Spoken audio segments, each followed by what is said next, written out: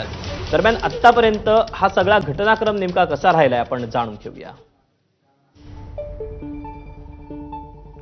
3 जुलैला मंत्री उदय सामंत यांच्याकडून मुंबईतील 51 कबूतरखाने बंद करण्याचा निर्णय घेण्यात आला। मनपाकडून लगेचच कबूतरखाने बंद करण्याची कारवाई सुरू झाली। खासगी कबूतरखाने असलेल्यांना महानगरपालिकेनं दंड ठोठावला। कबूतरखाने बंद करायला जैन समुदायानं विरोध केला।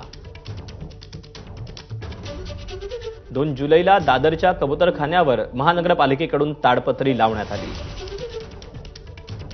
ताडपत्री टाकल्यानं कबूतर बेघर झाली। उपासमारीनं काही कबुतरांचा मृत्यूही झाला।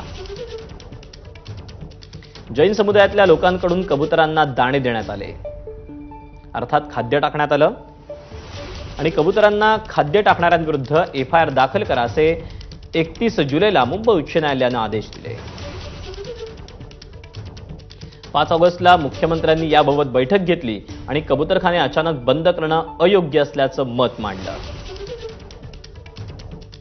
6 जुलैला जैन समाजाकडून ताडपत्री हटवण्याचे प्रयत्न झाले। आक्रमक होऊन जैन समुदायानं आंदोलनही केलं।